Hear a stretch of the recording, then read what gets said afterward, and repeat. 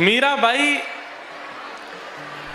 किसी सामान्य के लिए श्रृंगार नहीं करती हैं, वो जो भी कुछ अपने तन पर धारण करती हैं वो सब ठाकुर जी के लिए है।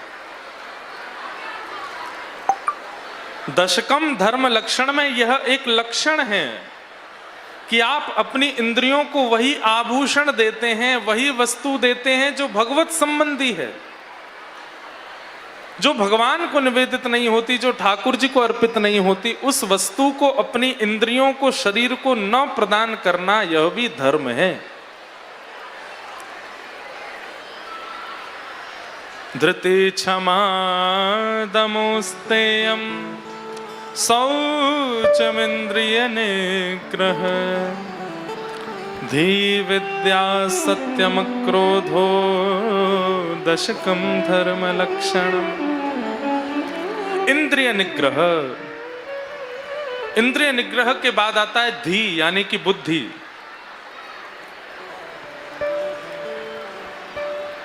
बुद्धि सकारात्मक हो, विचार शून्य ना हो या फिर विचारों में दूषितता ना हो। कैसी भी स्थिति परिस्थिति सन्मुख आ जाए, आप अपनी बुद्धि से पॉजिटिव ही रहते हैं।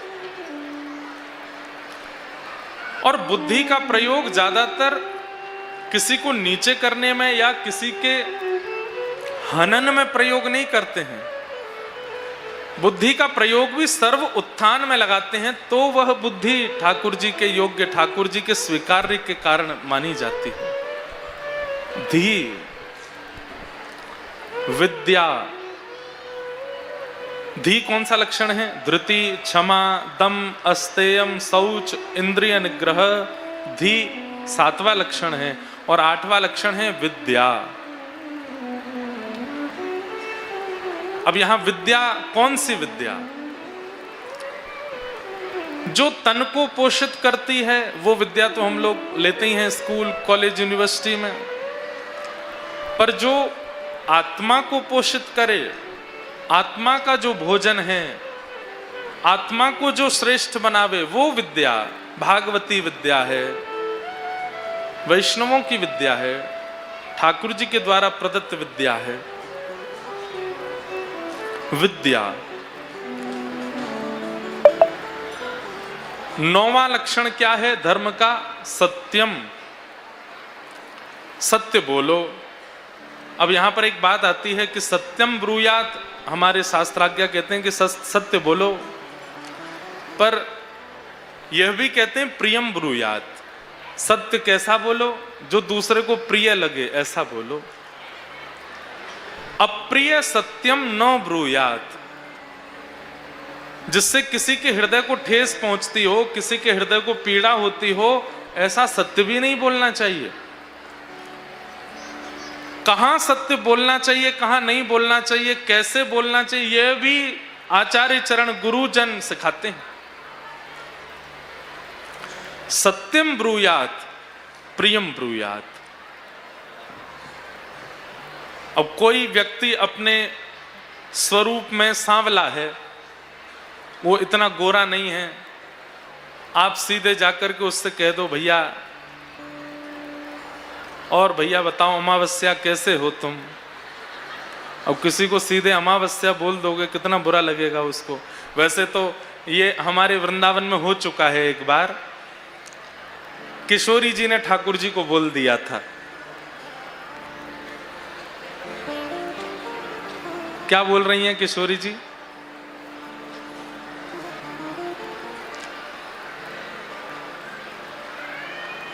तेरो मुखनी को की मेरो श्यामा प्यारी, तेरो मुखनी को की मेरो श्यामा प्यारी। दर्पण ले बैठो मृग नैनी, सांच कहो वृषभानु दुलारी। तेरो मुखनी को की मेरो श्यामा प्यारी। हाथ में दर्पण लेकर के ठाकुर जी बैठे हैं और किशोरी जी से कह रहे हैं, हे श्यामाजू, हे किशोरी जी, ने एक दर्पण में देख के बताओ तो कौन सुंदर लग रहा है। थोड़ी इनकी आवाज इधर दो। ठाकुर जी हाथ में दर्पण लेकर के बैठे हैं और किशोरी जी से पूछ रहे हैं, हे श्यामाजू, ये बताओ दोनों में कौन ज्यादा सुंदर है, आप की मैं। किशोरी जी भी छेड़ रही हैं ठाकुर जी को, दर्पण में देख करके बोली, हमसे कहो, हमसे पूछ रहे हो? बोले हाँ। तुम ही क्यों ना देखो, हम गोरी तुम श्याम बिहारी, हम गोरी तुम श्याम बिहारी। मेरो मुख जैसे चंद उजियारो, मेरो मुख जैसे चंद उजियारो, तुमरो मुख जैसे रैन अंधियारी, तुमरो मुख जैसे रैन अंधियारी। तेरो मुख नीको की मेरो श्यामा प्यारी। क्या बोली? किशोरी जी कह रही है, मेरो मुख जैसे चंद उजियारो, मेरो मुख तो ऐसा है जैसे चंद्रमा के उजालो, जैसे कोई पूर्णिमा का चंद्रमा, और तुमरो मुख जैसे रैन अंधियारी, आप तो ऐसे हो जैसे अमावस्या की रात। अब इसमें क्या पूछ रहे हो आप, कौन ज्यादा सुंदर है? यही है फर्क। ठाकुर जी रूठ गए और रूठ करके बोले, हे किशोरी जी, आप अपने आप को पूर्णिमा को चंद्रमा कह रही हो और मुंह को अमावस्या की रात्रि कह रही हो। किशोरी जी बोली, तो कहाँ गलत कह रही हूं? ठाकुर जी बोले, तो फिर याद रखियो। बोले कहा, चंद्रमा भी तभी सुंदर लगे जब अंधेरो होवे, जब अंधेरो ना होवे तो चंद्रमा ना बढ़िया लगे। हे श्यामाजू, आपको मुख भी हमारे चमक रहा है क्योंकि मैं हूं बगल में। यदि हम श्याम लला की जगह गौर लला होते ना तो आपको कोई ना देख रहा हो, तो सबरे मोये देख रहे होते। नाराज हो गए ठाकुर जी किशोरी जी से। हमको कालो कह रही हैं, हमको कारिया कह रही हैं।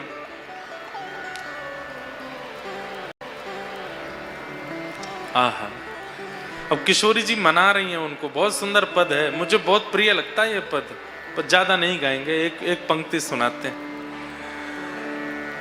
तेरो नयन में मोटो मोटो कजरा, तेरो नयन में मोटो मोटो कजरा। हे श्याम सुंदर, आपके नेत्रों में तो कैसा मोटा मोटा काजल लगा है, लेकिन हमारे नेत्रों में देखो, आपको काजल दिखाई दे रहा है? ठाकुर जी बोले, नहीं हमको तो नहीं, हमको आपके नेत्रों में काजल नहीं है। बोले क्यों? मैं काजल क्यों नहीं लगाती? किशोरी जी कभी कभी काजल लगावे, रोज नहीं लगावे। क्यों? हमरे नयन में तुम बनवारी, हमरे नयन में तुम बनवारी। अरे हमारे नेत्रों में तो आप विराज रहे हो, काजल की क्या आवश्यकता है? ठाकुर जी पहले तो खुश है गए, अरे आपके नेत्रन में मैं बैठूं। थोड़ी देर बाद ठाकुर जी बोले, अरे या मैं भी मुंह को कालिया ही बोल दियो।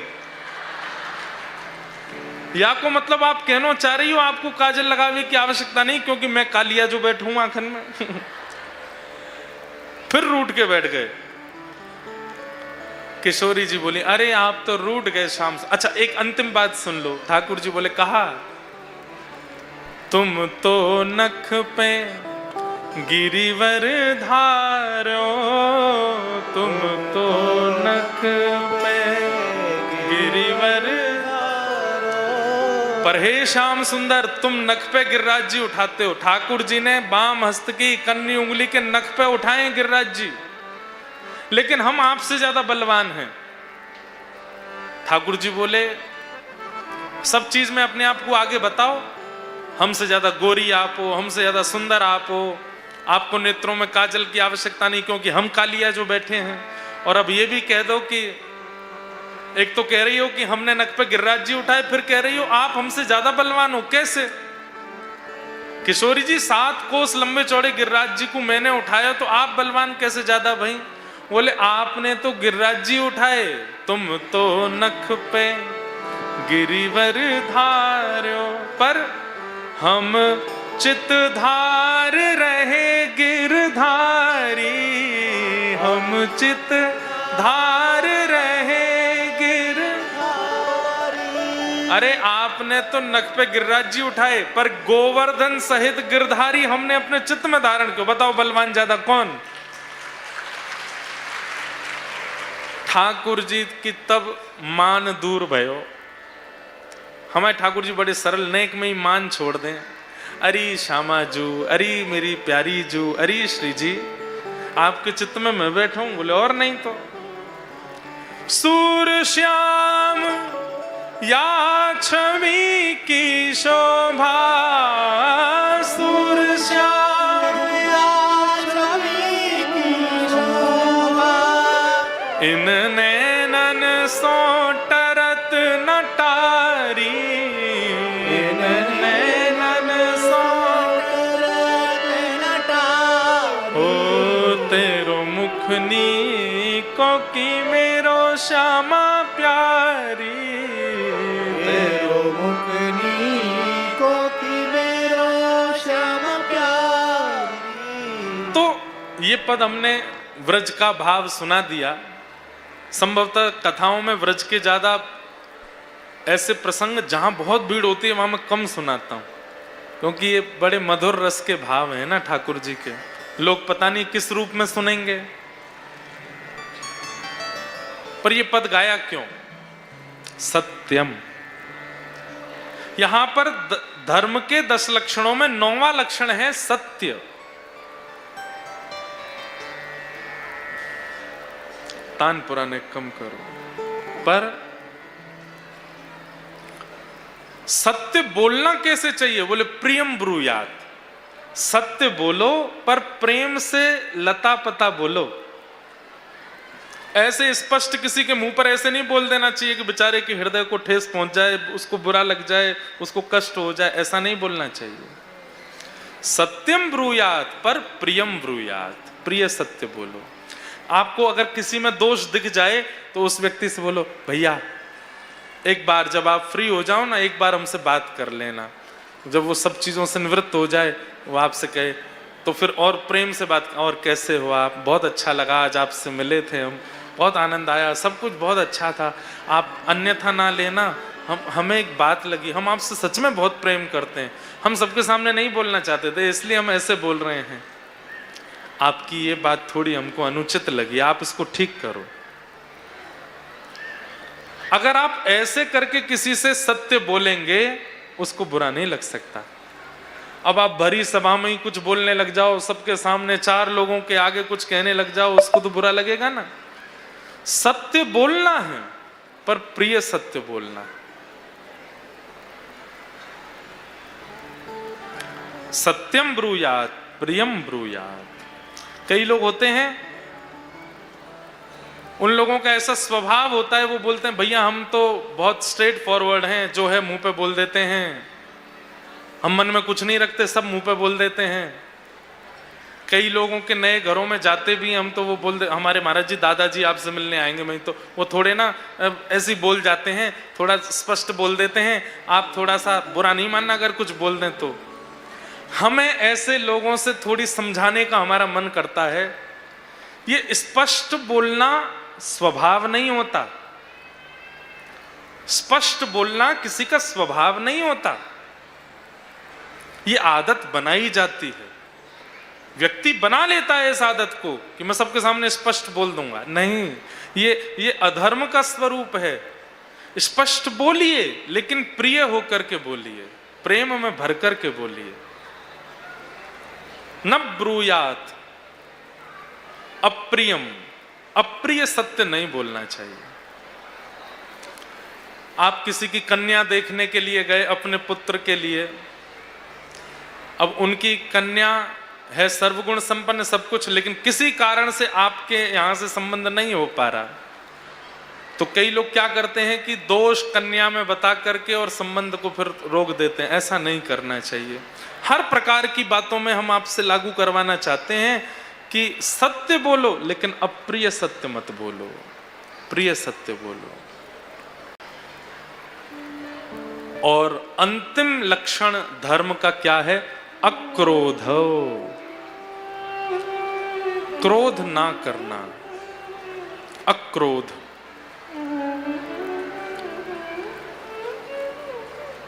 बंधुओं, लोग बाग कहते हैं कि महाराज जी क्रोध कंट्रोल में कैसे किया जाए, उसके बारे में कुछ बताओ। जिन लोगों को बार बार गुस्सा आता है, हर छोटी छोटी बात पर क्रोध आ जाता है, शास्त्रों में ऐसी आज्ञा है कि 7 लक्षण हैं नरक जाने वालों के, उनमें से एक लक्षण यही है, बात बात पर जिनको क्रोध आता है। अत्यंत क्रोध, कटुकाच वाणी, दरिद्रताम च, स्वजनेषु वैरम, नीच प्रसंग, कुलहीन सेवा, चिन्हानि देहे नरकम गतानाम। ये उन लोगों के लक्षण हैं जो नरक जाते हैं। उनमें सबसे पहला लक्षण क्या है? ध्यान से सुनो। जैसे हम किसी विदेश में जाते हैं तो वहां का वीजा लगवाना पड़ता है, और जब वहां पहुंचते हैं तो इमिग्रेशन देना पड़ता है। तो फिर ऑफिसर पूछता है आप क्यों आए हो, कितने दिन रुकोगे, कहां जाओगे, कहां रहोगे। लेकिन ऐसा हमारे शास्त्र कह रहे हैं कि जिनमें ये लक्षण हैं उन लोगों को नरक में बिना पूछताछ के बुला लिया जाएगा, सीधे पूछताछ भी नहीं करी जाएगी। नहीं तो नरक जाने वालों से भी पूछा जाता है क्यों आए हो नरक में, तुमने ऐसा क्या कर दिया, तुमने ऐसा क्या किया। पर जिनमें ये लक्षण है उनसे पूछा भी नहीं जाएगा। कौन कौन से लक्षण? सबसे पहला लक्षण अत्यंत कोप, भयंकर गुस्सा। बात बात पर गुस्सा आता है, छोटी छोटी बात पर नाराज हो जाते हैं, इतना नाराज होते हैं कि कलेश कर देते हैं। कटुकाच वाणी, जो अपनी वाणी से कड़वा बोलते हैं, किसी को बुरा लगे भला लगे बोल देते हैं। कटुकाच वाणी, इनको भी नरक जाना पड़ता है। दरिद्रताम च, जो अपने जीवन में प्राप्त होने वाली वस्तुओं से संतुष्ट नहीं है। ठाकुर जी ने खूब दिया है, सब कुछ दिया है, लेकिन फिर भी असंतुष्ट रहते हैं, ऐसे लोग भी नरक जाएंगे। अत्यंत कोप, कटुकाच वाणी, दरिद्रताम च, स्वजनेषु वैरम, जो अपनों से ही बैर मानते हैं और अपने भला चाहने वालों से ही बैर रखते हैं। माता से बैर, पिता से बैर, गुरु से बैर, भाई से बैर, बहनों से बैर, सब परिवार के लोगों से जो बैर मानते हैं उनको भी नरक जाना पड़ता है। अत्यंत कोप, कटुकाच वाणी, दरिद्रताम च, स्वजनेषु वैरम, नीच प्रसंग। बहुत ध्यान से सुनिएगा। खुद गलत नहीं खाते, खुद गलत नहीं पीते, खुद कुछ भी गलत नहीं करते, लेकिन जो गलत खाते हैं, गलत पीते हैं, गलत करते हैं, उनका संग जो करते हैं उनको भी नरक जाना पड़ता है।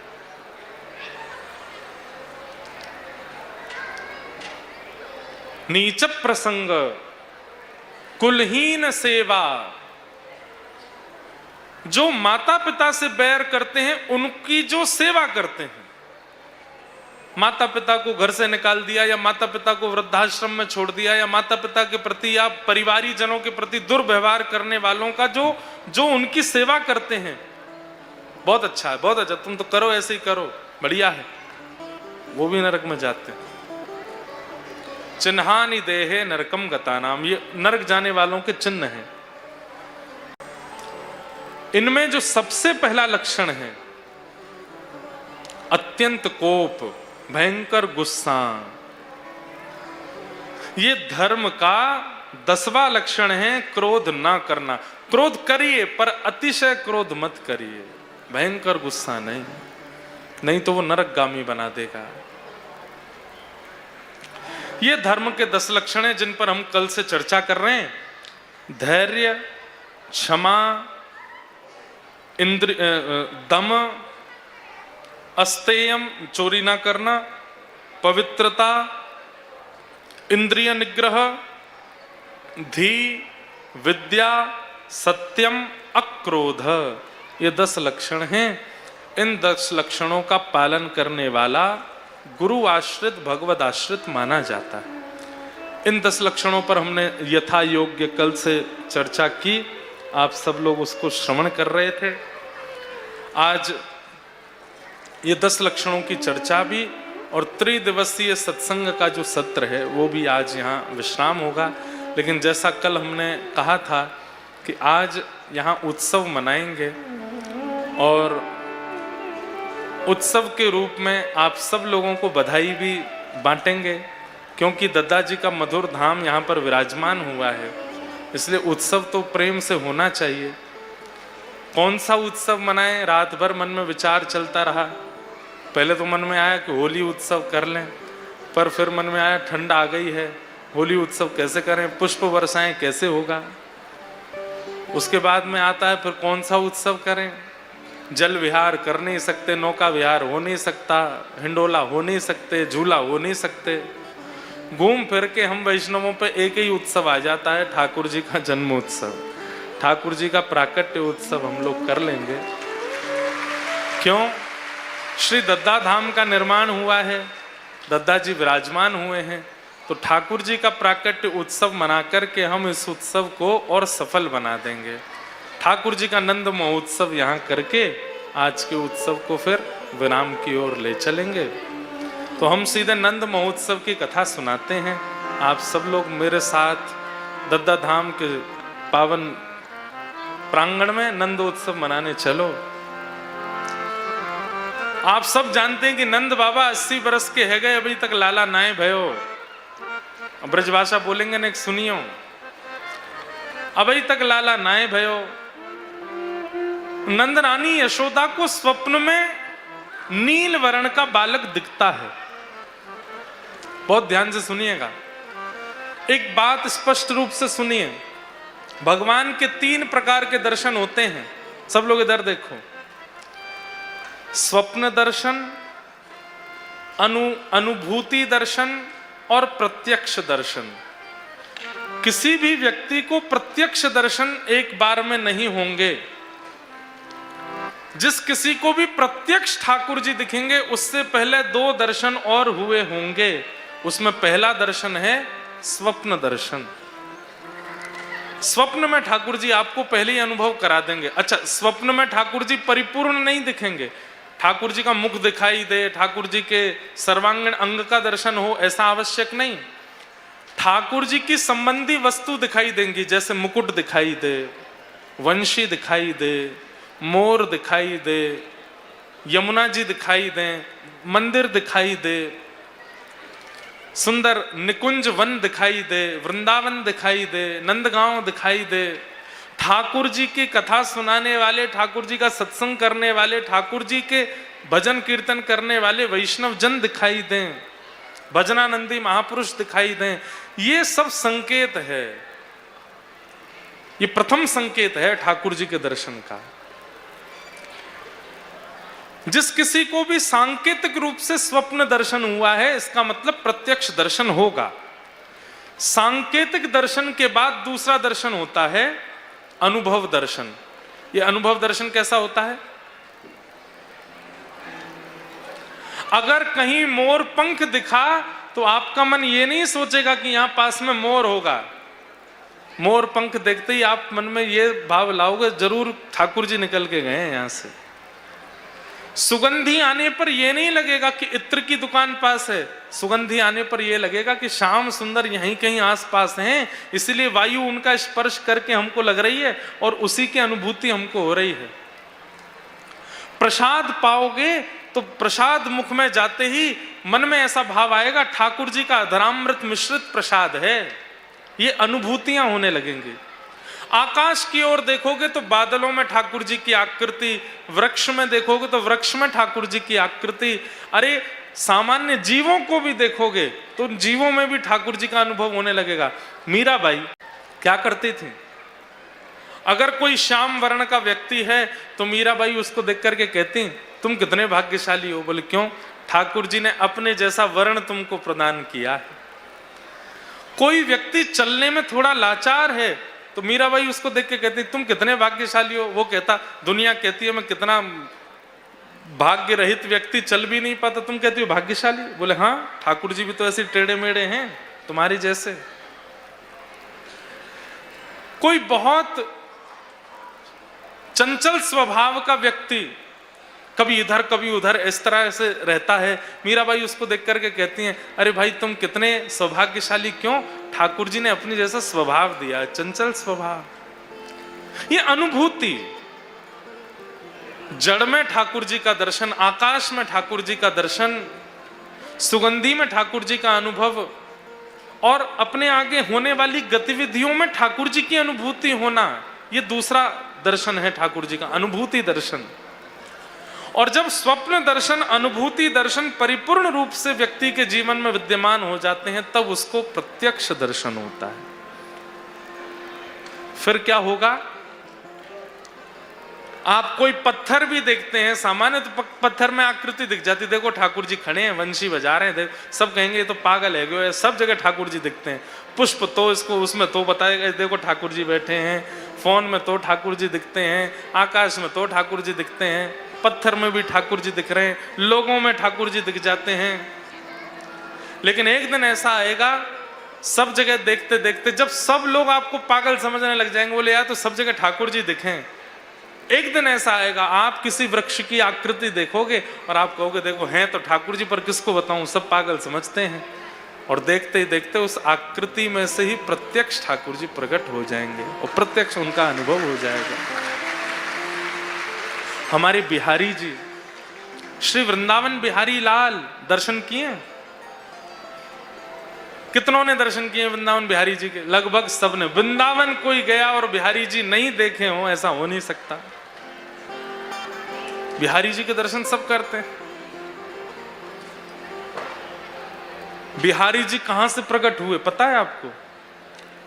स्वामी श्री हरिदास जी महाराज नित्य एक कुंज को प्रणाम करते थे। कुंज समझते हैं? वृक्षों के घेर को कुंज कहते हैं। स्वामी श्री हरिदास जी महाराज नित्य एक कुंज को प्रणाम करते थे, क्योंकि उनको उस कुंज में ठाकुर जी का अनुभव होता था। एक दिन आपके शिष्य श्री विठल विपुल देव जी ने आपसे निवेदन किया, हे सद्गुरुदेव भगवान, आप नित्य एक कुंज को प्रणाम करते हैं, क्या है वहां पे? तो स्वामी श्री हरिदास जी महाराज बोले, स्वयं जाओ, देख करके आओ। जैसे ही विठल विपुल देव जी ने उस कुंज में प्रवेश किया, अंदर जाते क्या देखा? आहा, बड़ी सुंदर सैया है और उस रत्न मंडित सैया पर प्रिया प्रियतम दोनों विराजमान हैं। गले में गलवैया दिए बैठे हैं दोनों श्री राधा श्याम सुंदर। तुरंत विठल विपुल देव जी को उन्होंने एक जल का करुआ प्रदान किया, मिट्टी का बर्तन। विठल विपुल देव जी पहले तो होश खो बैठे, ये मैंने क्या देखा। लेकर के बाहर आए, बाहर आकर के स्वामी जी के सन्मुख पधरा दिया। आज भी उस करुआ का दर्शन होता है राधाष्टमी के दिन तटीय स्थान में। स्वामी जी ने कहा, क्या देखा? बोले, अद्भुत। वृंदावन एक सुंदर जोड़ी, वृंदावन एक सुंदर जोड़ी, वृंदावन एक सुंदर जोड़ी,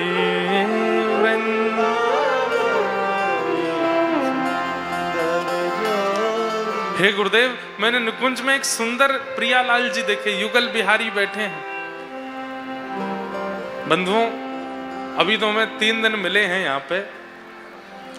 मध्य प्रदेश में ऐसे ऐसे भक्त हुए हैं, हम क्या बताएं।